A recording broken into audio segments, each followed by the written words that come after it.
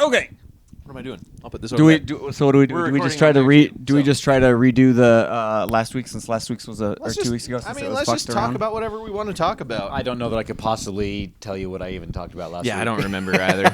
So Jordan's been hitting the open houses quite aggressively the last few weeks. Thank you. Yes. What's the, How are you liking it?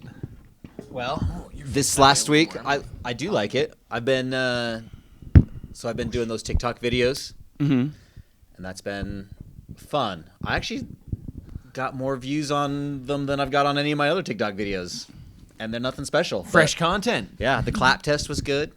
Yeah. That's the acoustic clap test. I don't know if that. Jordan's got the clap. Yeah, I do. A good clap for testing acoustics. Great clap. Yeah. Yeah. And then my son. It's going to be the title of this video. Jordan's got the clap. Chlamydia.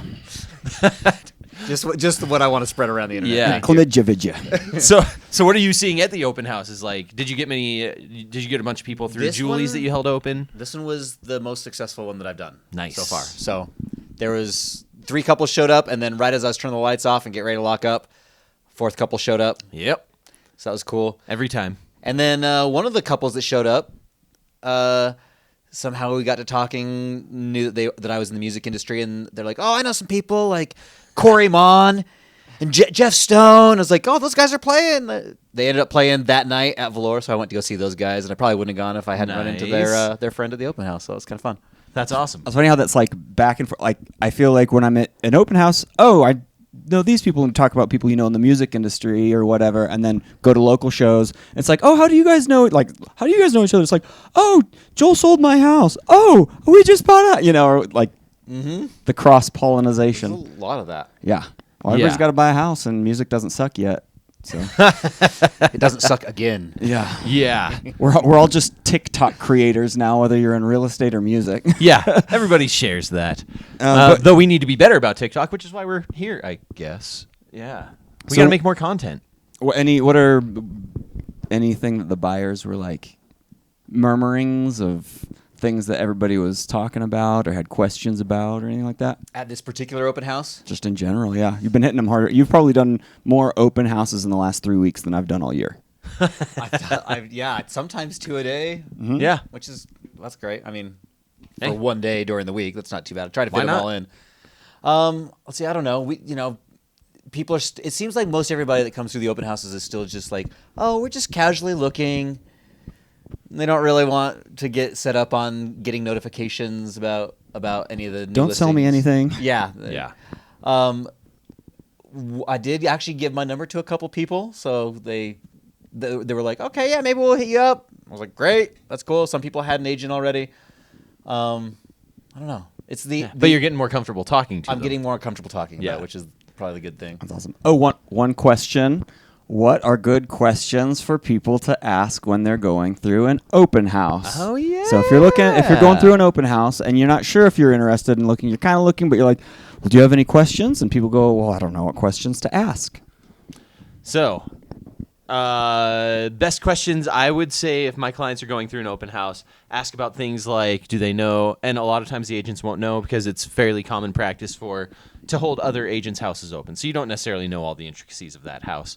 But ask if they know things like the age of the HVAC, age of the roof, important things like that the agent might not know, but hopefully they do, because those are some of the more expensive things. It's the same things I'm telling my buyers when we're going through houses, just looking at houses they may buy. Like, pay attention to the big ticket items, because things like paint, if you're willing to paint it yourself, you can redo it for a few $100s and a bunch of sweat equity.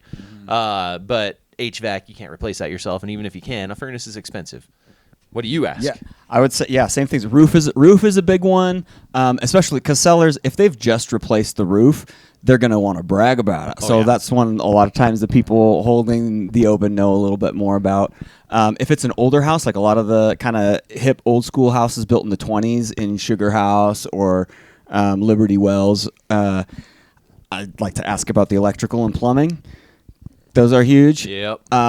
Also, one that DJ, you got me hip to was homes. If you look at when it was built, if it's about 20 years old, if it was built 20 years ago, either things have just been replaced or they are about to need to be replaced. So they're kind of on that cusp where it's like, okay, you're either going to buy it and have to sink a bunch of money into it, or somebody just did that right before they put it on the market. So that's a fun one to. Yep. I usually like to ask if there are any offers in hand, because if you're going to the open house on a Saturday, if they listed it on a Thursday, and it's like, yeah, we got 2, we're going over them tonight, you want to know, oh, do we have time to get our stuff into our lender still, or do we need to jump on it now if we love it, or is this something that if it's been on the market for a while and they don't have any offers in hand, maybe you talk to your agent about, hey, maybe we ask for some closing costs, or hey, maybe we I don't know, try to get the price down a bit. Yeah, well, and that's one thing. This is a little bit of a pivot, but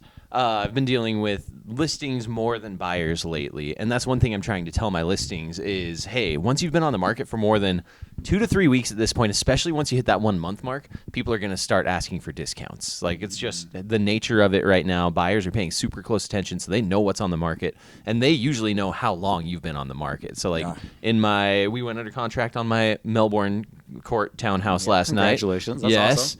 awesome. Last night. Yeah, so we had been up for a little bit over a month, and we had gone under contract before, and the buyer just flaked out because he was a young guy, just freaked out about buying anything and backed out, and that put us on the market a little bit longer, which was a bummer. But I had that conversation with the seller, like, listen, we've been up long enough now that people, like, don't be shocked if people come and ask for, significantly off our list price, and still doing pretty well on it. So this buyer was pretty reasonable. But yeah, that's something to be aware of. That's why we always recommend when we're listing houses, like, try and price it pretty competitively early on, because you're going to houses go stale. Yeah, well, it's as much as people say try to be like left-brained and calculated about it. If it's your primary home, it is an emotional purchase. And so if you see some, like, I always get asked, at barbecues or whatever, they're like, so how's the market? Or is it a buyer's market or a seller's market? It's like, well, okay, there are houses that are sitting up for the better part of a year.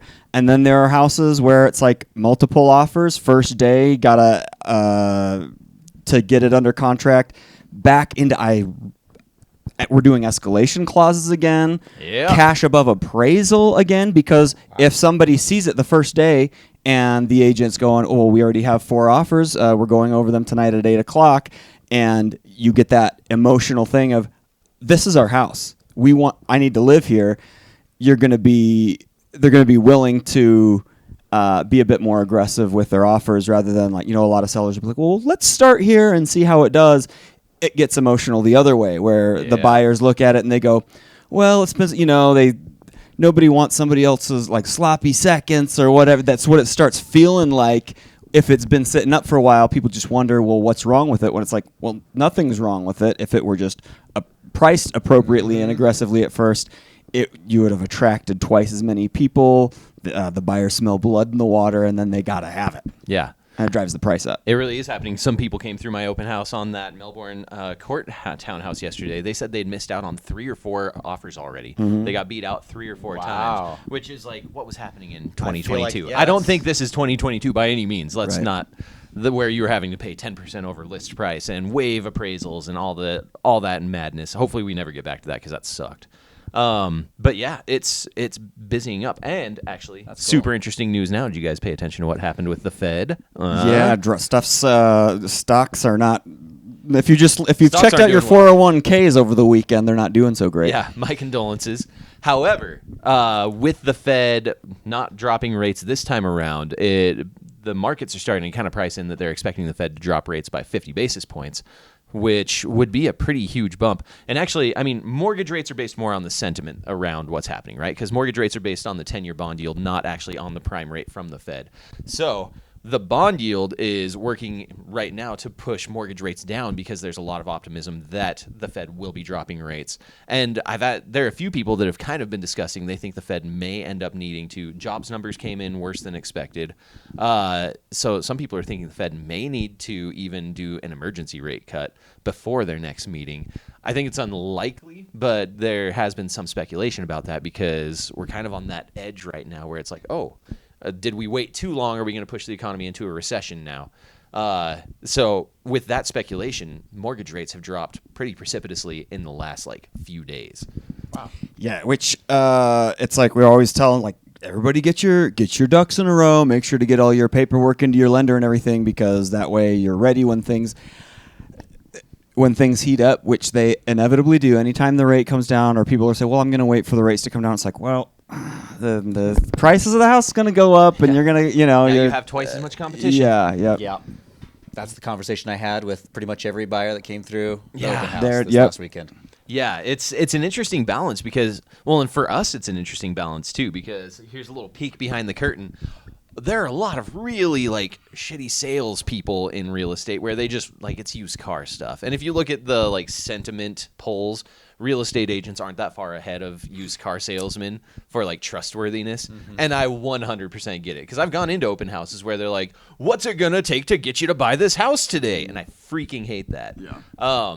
But we try really hard not to do that, but it's hard sometimes. I was kind of walking that line in my open houses. I'm talking to buyers because I try to make sure everybody knows, like, I don't do the hard sale. I'm trying to do what's like give you solid advice. But right now, that solid advice is like, rates are dropping. You might want to think about jumping in now before they drop too much and you're fighting everybody for the same listing. When does the Fed get back together? Is it September? Yeah. So they're expecting right now. I think the expectation is a half a point rate cut. So yeah, it could be enough to start a feeding frenzy again. Yeah, I think when rates get down into the 5s, we'll see. I mean, right now people just have golden handcuffs, right? Like, what are your mortgages at right They're now? in the 2s. Yeah, after our refi. I'm in the low 3s. That's your guys' mortgage? Yeah. Oh, you guys must have bigger houses than me. Oh no, 2%. I was like, wow, that's a big mortgage payment. Yeah. No, so but like, do you know what percent your mortgage is at right now? It's probably low because you bought it. Refied when it was down in like the 2s or 3s. My rate? Yeah. I mean, 3.5. Yeah. And it was, and that's about what as low as I could get. most people are at. Is like some people are in the high 2% ranges. Most people are in like the 3 to 4% You guys have range. high 2s? Yeah. Some people were getting that at the Nice. when rates dropped to their lowest. Yeah. Thanks, great. pandemic. Yeah, I wouldn't be moving anytime soon either. Yeah, right. Well, and that's what we're running into. But I think at the 5, so there are a lot of people who like life changes, right? You have more kids, you get a job further away. You don't want to have a 50-minute commute to your job every day. Empty nesters. So these life changes happen, but a lot of people are holding on to, like, say you bought a 2-bedroom condo when you were a young married couple, and now you have 3 kids. A 2-bedroom condo doesn't work. No. But it's hard to give up a 2.75% rate, 3.25% rate, to switch to an 8% rate that it was August of last year, right? Yeah. But when those rates get down into the 5s, that starts to look a lot more appealing. Yeah, I mean, it was up when it was at its height in this last year. What, 8? It got hit up to 8? Yeah. Yeah, so that's chaos. Yeah. And we saw it on the buyer end. Actually, here, let me pull up stats. It's stats time. I love stats. So August of last year, we're just going to look at year over year in Salt Lake County right now. So August 5th of last year, there were 2,022 active listings total in all of Salt Lake County. How many people live in Salt Lake County? It's a lot. I'm not a stats guy. I know what traffic's like on I-15. Yeah, I can't remember. I think it's like 1 million or 1.2 million, something like that in Salt Lake County. So 2,000 listings for that many people is absurd. It was very, very low, but that was driven by buyer demand too. Like, nobody was out buying. And if you own a home, you're not going to list your house to try and buy another one when you have to triple your payment, because rates were up 2.5% from what they were the year before.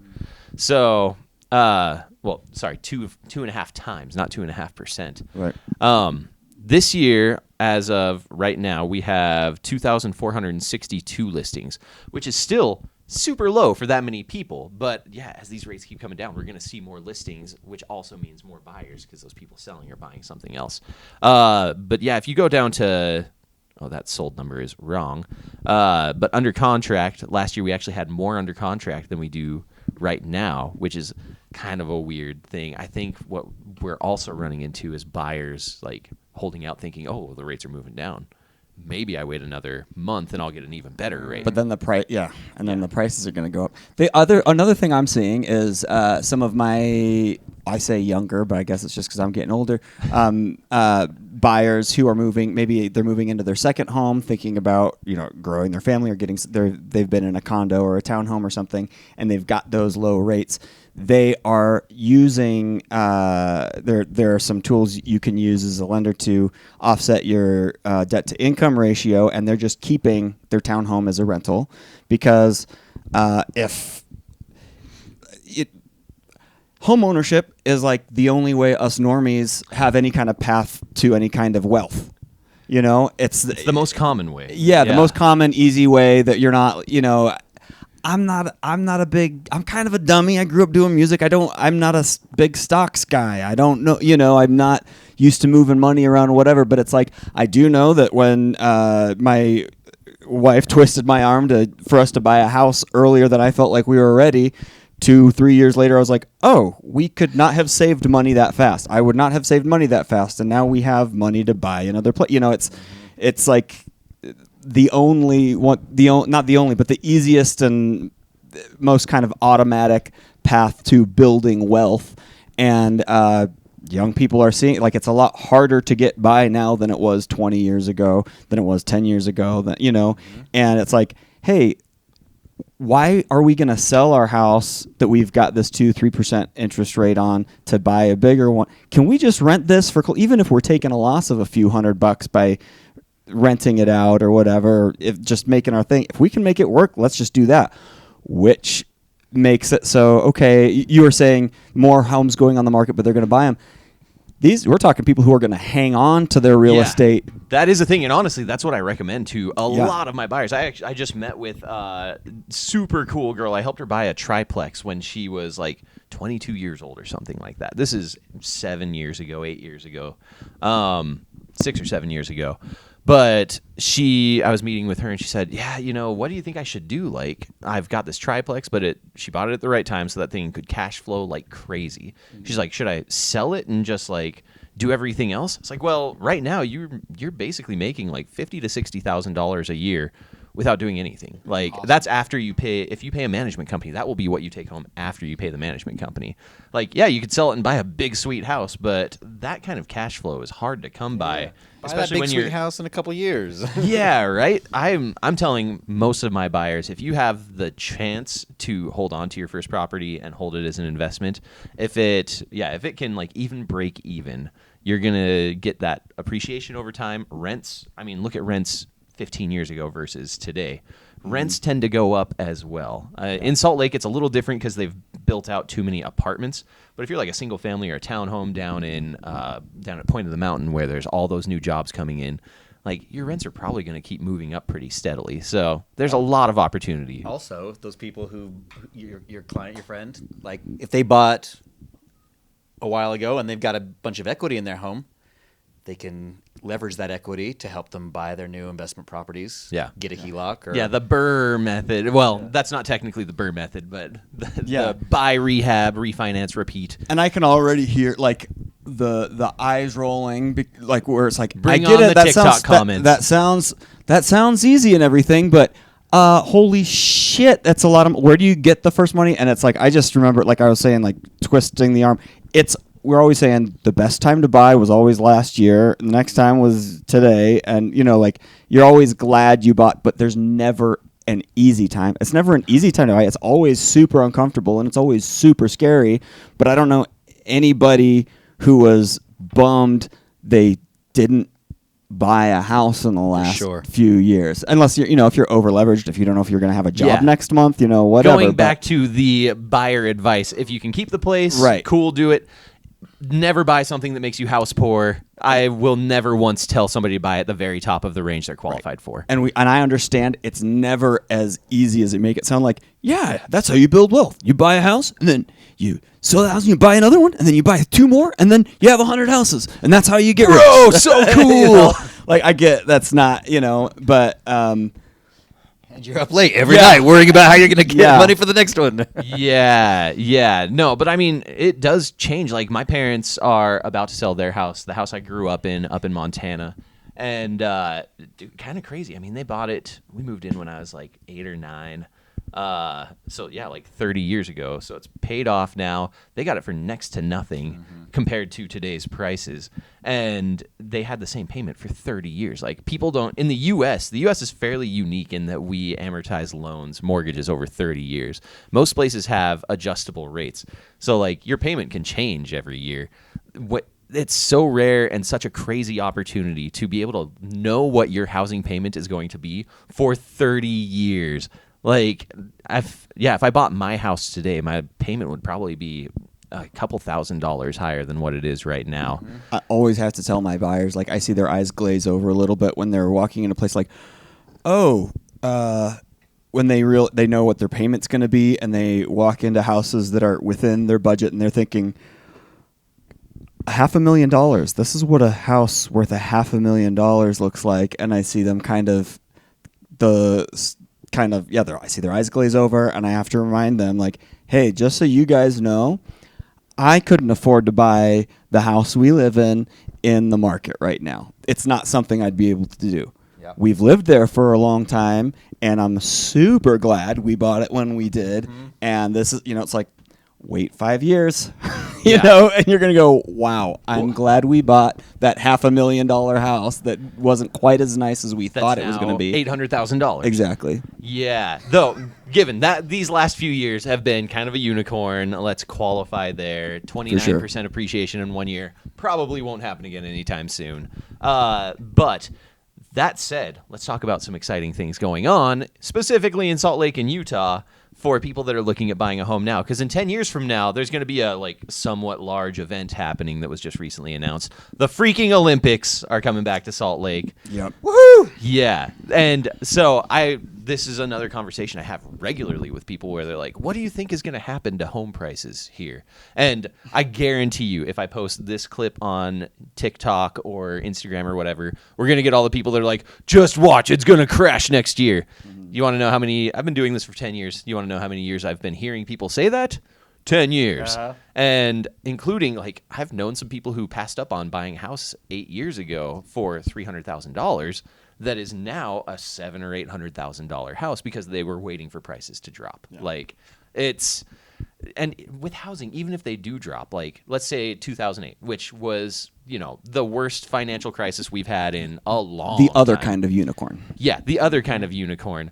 But even then, prices were recovering within a few years to where they were pre-2008.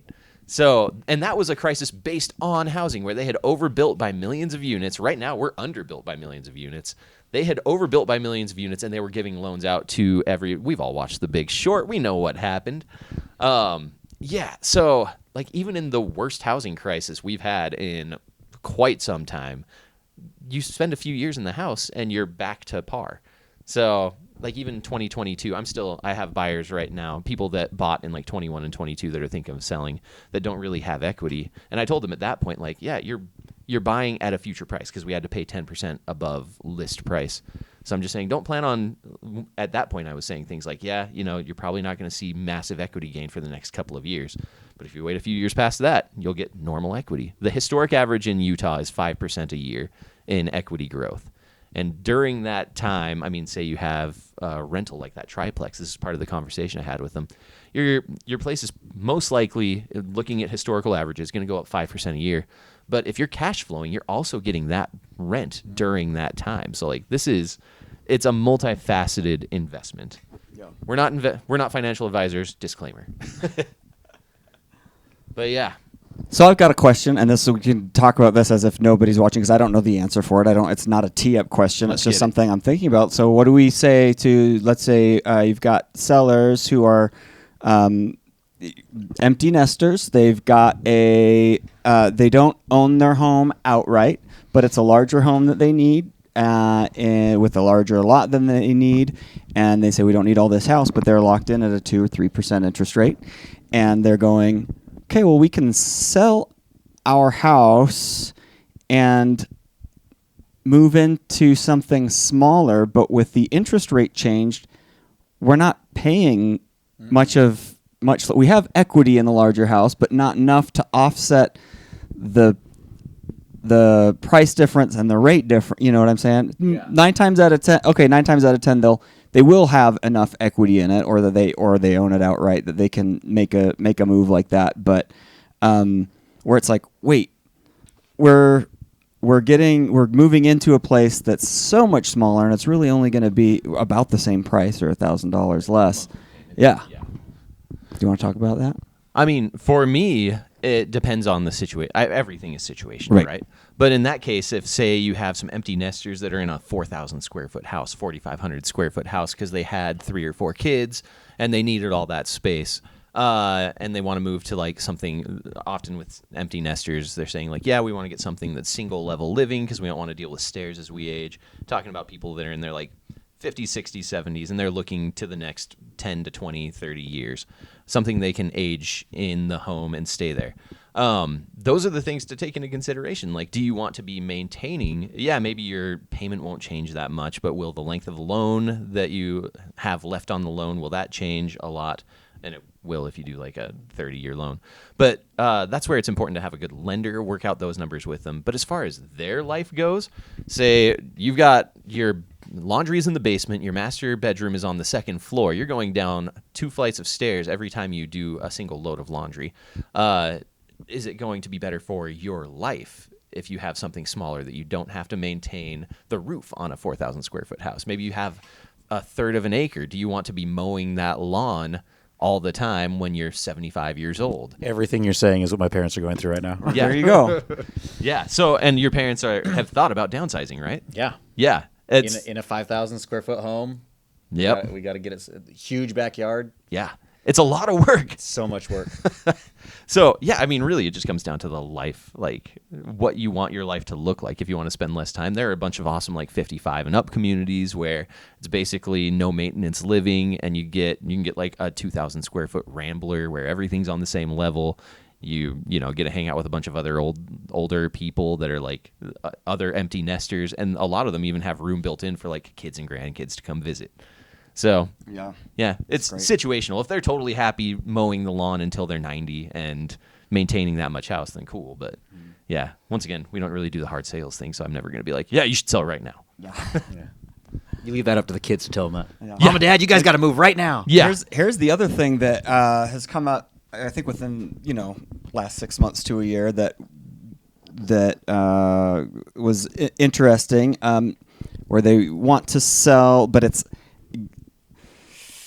if you're entering into a more aggressive market as far as like the townhomes that are in that $400,000 to $500,000 range, it's a bit more of an aggressive market maybe than the dated home that's been well lived in, and they're going, well, that's the whole point. We don't have 6 months and $100,000 to get our house ready, and then we're not going to be able to be aggressive enough to win the bid on a home with a home sale contingency with a home that might sit there for a while that we don't have the energy or money to put into it to really get top dollar for it. And one, take your guys' temperature on this. If they're locked in at a 2 or 3% interest rate, and they've got a lot of equity in their home, taking out a HELOC on the home that they would have to sell before they get into the new one. Yeah. Use that HELOC to either put a massive down payment or pay for in full the new home, get it under contract without a home sale contingency, then put their other home on the market. Yeah. Oh, yeah. Yeah, I mean, there are so many different ways you can work these scenarios. And I think a lot of people get locked into thinking like, oh, no, it has to be this one way, so I couldn't possibly move right now. And having good lenders is honestly, like, I can't stress enough how much of a difference it. Did you almost die right there? Yeah. Just that not used to the To edge of the carpet. This is an energy drink, not I a just boozy wanna- treat. Yeah. Put that I just up. want to zoom in on your face on that one moment. I saw your life flash before your eyes. Lenders, they can get creative. Gosh, I've dealt with clients recently where it was like they often said like, I just don't really want to pick like one lender and go with them. And I get that. Like, shop your lenders, do your thing, but you don't want to be shopping lenders when you're going under contract on a house. You need to find one and listen. This is going to sound kind of douchey, but we do this all day, every day. Freaking listen to us. Like, a bad lender can screw everything up. Yeah. I've had a lender that like literally kind of drove a client crazy. Yeah. Because she messed something up so badly that the house sale fell through, and it was pretty critical for them. Mm-hmm. So. Yeah. And I think that's so true. You're talking about how rightfully so agents get people in the real estate industry get a bad rap, and I totally understand. And I think it's because a lot of people in the industry treat it as a sales job, and everybody, and it's like, oh yeah, that's what it is. You're in sales, and it's like, well, no, I like to think of it as a service industry job. Okay, if you're working at a restaurant and you're a server, it's like, yes, you are selling food, but the people who are there in the restaurant, you're not out on the street like, come on in. I know you're not hungry, but you come and eat this awesome steak that's gonna cost you $100. No, they're there. They're there because they want that, And I feel like it's our job as agents to be like the servers, like, hey, here's what's on our menu today. Hey, the fish, it's if you would have come yesterday, I would have told you to get the fish, or maybe we're getting a new one tomorrow. Here's what if you're, what kind of steak do you like? This is what you're into. I know you said you're lactose intolerant. Maybe don't get that milkshake. Right, and it's like, I think that's kind of more the approach that, at least that I like to take, that, okay, we're here to serve people, make sure they're helping them make the right decisions for something that's going to be good for them that they came to do anyway, rather than, okay, what are my numbers like this month? I just need to make 3 more deals and blah, blah, blah, blah, blah, blah, blah. And I think, good loan officers are the same way, where it's like, we're trying to make sure people don't get fucked over by making the wrong decisions, rather than where can we get our numbers at this month or whatever it is. Well, and let's talk some real crap right here, because the stats on like real estate agents specifically, and I might have to cut this whole thing out because code of ethics, blah blah blah. But the stats are, most agents are out of the business. 75% fail within the first year. It's a year or 2 years. By the 5-year mark, it's like 87% of agents are out of the business because it's not an easy job. A lot of people get into it thinking like, yeah, I'll just sell a couple houses to my family and friends, make 6 figures, and work 10 hours a week, and then the rest of the time I could just like make videos of me doing TikTok dances. Sweet. Yeah. No, that was exactly what I got into it for. Exactly. I'm just here for I'm just here to be a TikTok thought. So